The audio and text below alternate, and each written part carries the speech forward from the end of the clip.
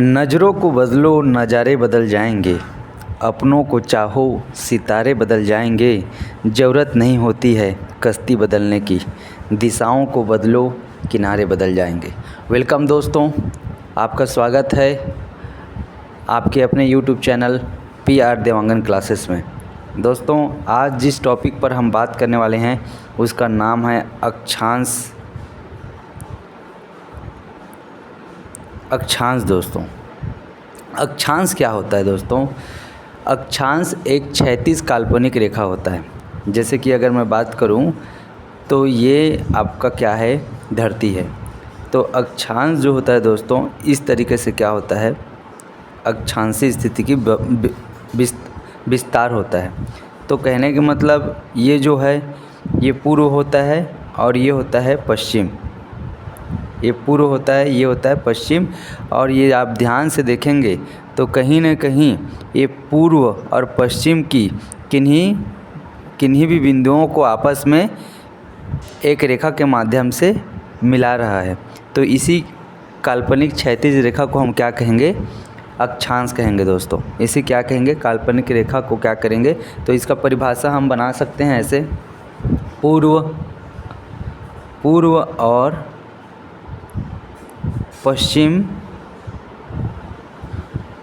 और पश्चिम दिशाओं में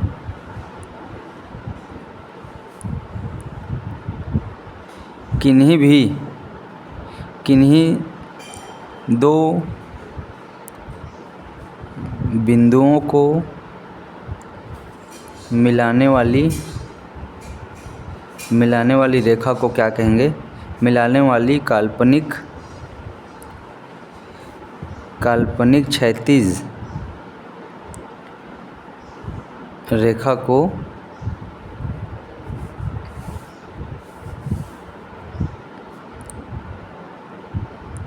अक्षांशीय रेखा कहते हैं, जिसका विस्तार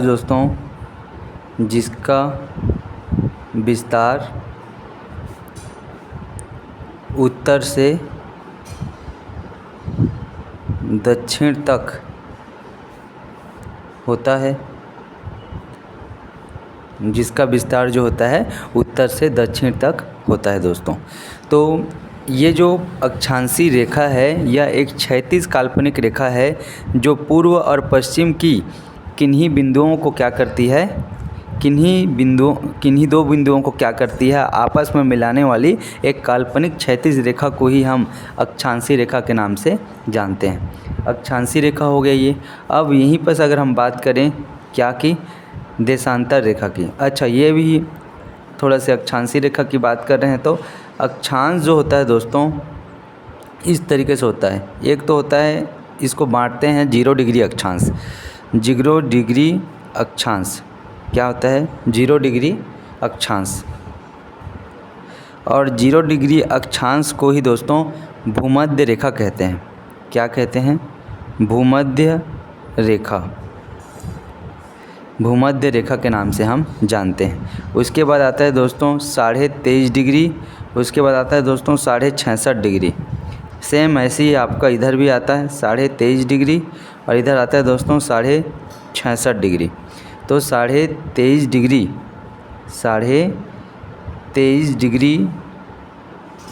उत्तरी अक्षांश को 23.5 डिग्री उत्तरी अक्षांश को ही हम मकर रेखा के नाम से जानते हैं। या ऐसा भी कह सकते हैं कि 23.5 डिग्री उत्तरी अक्षांश कर्क रेखा पर स्थित है।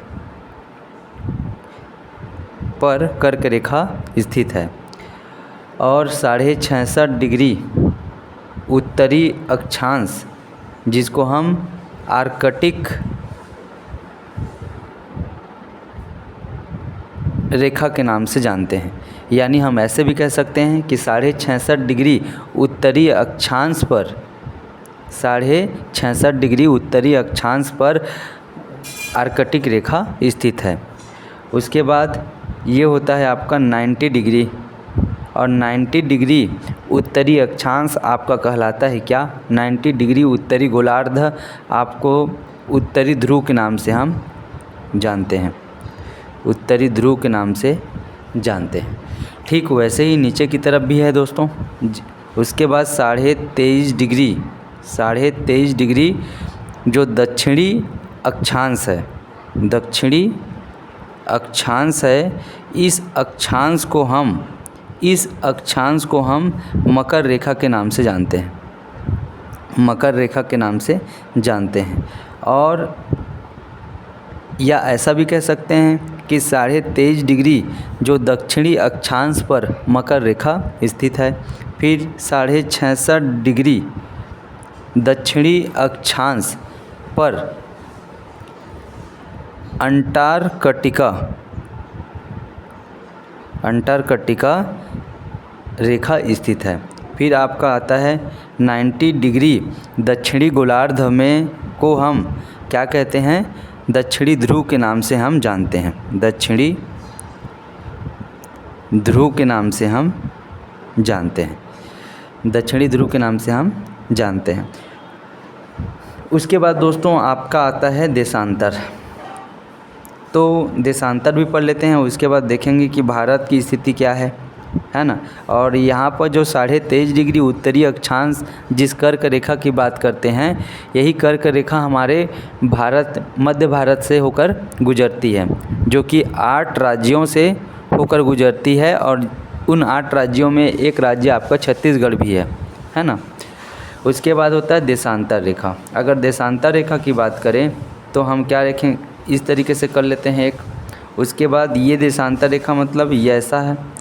इसका मतलब क्या है कि ये उत्तर और दक्षिण, यह ऐसा एक क्या बोलते हैं, काल्पनिक ऊर्ध्वाधर रेखा है जो उत्तर और दक्षिण के किन्हीं 2 बिंदुओं को आपस में क्या करती है, मिलाती है, तथा पूर्व और क्या करती है, पश्चिम तक देशांतरी स्थिति को दर्शाती है। तो इसका परिभाषा कैसे लिखेंगे दोस्तों? इसका परिभाषा अगर लिखते हैं तो ये हो जाएगा, ये कहाँ से कहाँ तक, उत्तर से उत्तर व दक्षिण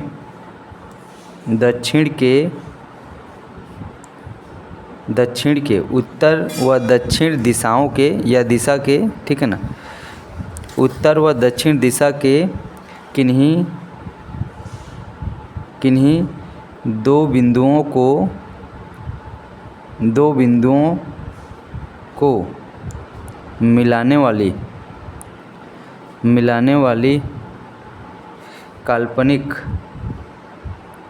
कौन सी रेखा है दोस्तों? ये काल्पनिक रेखा है, काल्पनिक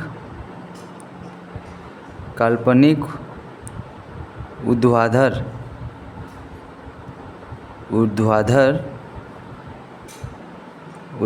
रेखा को क्या कहते हैं,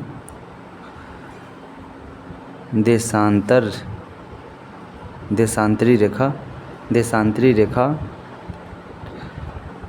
कहते हैं या देशांतर रेखा कहते हैं। ये जो है, ये आपका जो देशांतर रेखा है, ये कहीं न कहीं क्या करता है दोस्तों, जिसका विस्तार जो होता है, जिसका विस्तार पूर्व से पश्चिम तक होता है, पश्चिम तक, जिसका विस्तार पूर्व से पश्चिम तक क्या करता है, देशांतरीय विस्तार को दर्शाता है। जो क्या करता है, जिसका विस्तार पूर्व से पश्चिम तक होता है, तथा अगर हम और आगे बात करें, जिसका विस्तार उत्तर से दक्षिण तक होता है, यहाँ ये अक्षांश का होता है, और इसका विस्तार जो होता है पूर्व से पश्चिम तक होता है। अब यहाँ पर देशांतरी की अगर हम बात करें तो यहाँ पर आता है 0 डिग्री देशांतर। 0 डिग्री देशांतर पर दोस्तों ग्रीनविच क्या है आपका, स्थित है। और ये आता है, अगर हम बात करें 180 डिग्री क्या करें, पूर्वी देशांतर की, 180 डिग्री ये पूर्वी देशांतर में स्थित होता है। और 180 डिग्री -180 डिग्री ये क्या होता है, पश्चिमी दिशा में देशांतर रेखा होता है, पश्चिमी देशांतर होता है दोस्तों। इतना ही है। उसके बाद दोस्तों इसका देशांतर, भारत की स्थिति थोड़ा सा देख लेते हैं। भारत की जो होती है थोड़ा सी स्थिति देख लेते हैं कि क्या है भारत की जो अक्षांशीय स्थिति है और देशांतरी स्थिति है, उसके बारे में थोड़ा सा देख लेते हैं। तो इसका जो अक्षांशीय स्थिति है दोस्तों, अक्षांशीय विस्तार जो है वो देख लेते हैं। और एक देख लेंगे आपका देशांतरी विस्तार, यहाँ से क्वेश्चन पूछा जाता है। तो देशांतरी विस्तार होता है, तो इसको समझेंगे 8 डिग्री। और याद रखना देशांतर जो होता है आपका डिग्री में होता है। पहले इसको मापते कैसे हैं? डिग्री में, उसके बाद मिनट में, उसके बाद सेकंड में, इस तरीके से इसको मापा जाता है दोस्तों।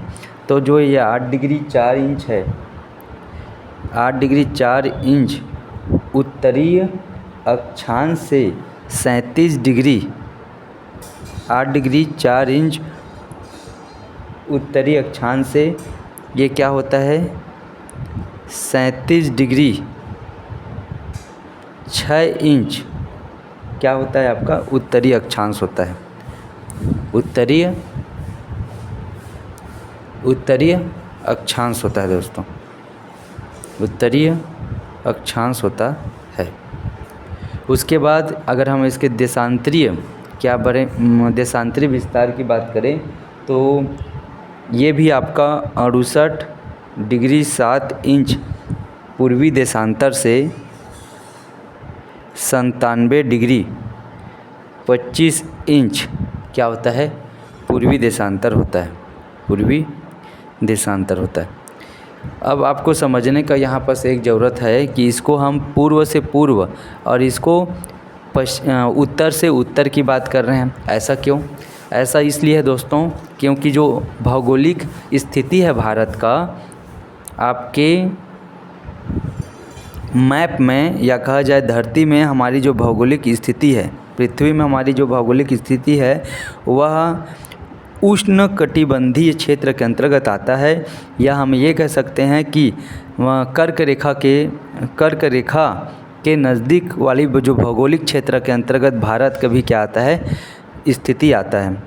स्थिति है, विस्तार है, इस वजह से यहाँ पर है। अब देखेंगे अगर इसको 2-4 भागों में इस तरीके से बांट दे 2 भागों में तो क्या हो जाएगा, इधर पूर्व है और इधर आपका उत्तर है।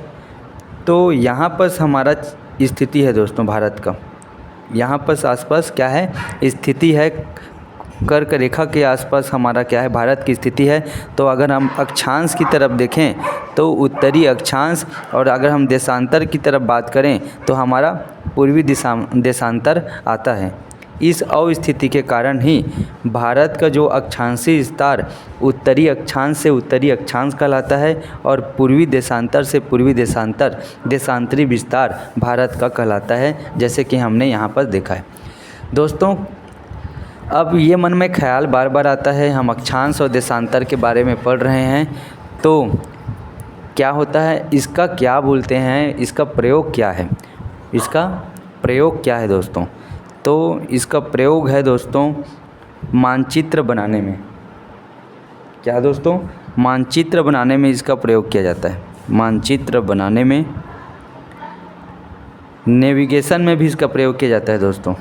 नेविगेशन में भी इसका क्या किया जाता है, प्रयोग किया जाता है। मौसम का पूर्वानुमान लगाने के लिए भी, मौसम का पूर्वानुमान लगाने के लिए भी इसका क्या किया जाता है, प्रयोग किया जाता है। और हाँ, वैज्ञानिक अनुसंधानों पर भी आजकल ये क्या हो रहा है, इस्तेमाल हो रहा है। वैज्ञानिक अनुसंधान के लिए भी क्या होता है, अक्षांशीय और देशांतरीय अक्षांश और देशांतर, इनकी क्या करते हैं, हम बात करते हैं। और मौसम का पूर्वानुमान, नेविगेशन, मानचित्र बनाने में, वैज्ञानिक गतिविधि करने में, वैज्ञानिक अनुसंधान करने के लिए, और साथ ही साथ हम भूगोल में तो इसका प्रयोग करते ही हैं। भूगोल में भी क्या होता है, अक्षांशीय और देशांतरीय रेखाओं की हम क्या करते हैं, बात करते हैं। धन्यवाद दोस्तों।